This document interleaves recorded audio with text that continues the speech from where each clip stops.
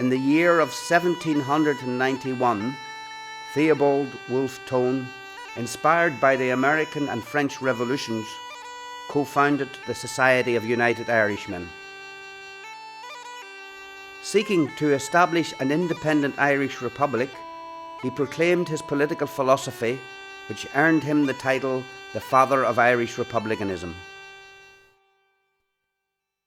To subvert the tyranny of our execrable government, to break the connection with England, the never-failing source of all our political evils, and to assert the independence of my country, these were my objects. To unite the whole people of Ireland, to abolish the memory of all past dissensions, and to substitute the common name of Irishman in place of the denominations of Protestant, Catholic and Dissenter, these were my means.